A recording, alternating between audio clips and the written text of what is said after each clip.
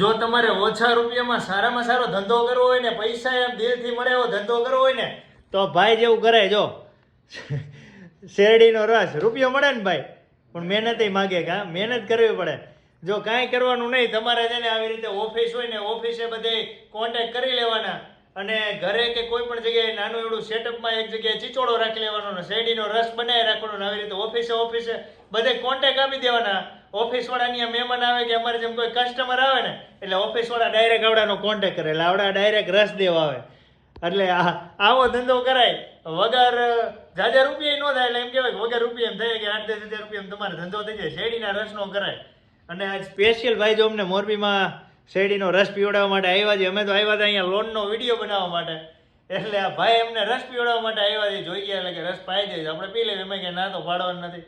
એટલે જો તમે મોરબીમાં રહેતા હોય ને તમારે રૂપિયાની જરૂર પડે ને તાત્કાલિક પર્સનલ લોન લેવી હોય ને, તો ડિસ્પ્લે ઉપર નંબર દેખાય છે. પર્સનલ લોન આવડા કરી દેજે ને. આ ભાઈ ક્યારેક તમને જોવા મળે ને તો ભાઈનો રસ જે શેરડીનો પીવડાવે ને પી લેજો આ ભાઈ પાસે.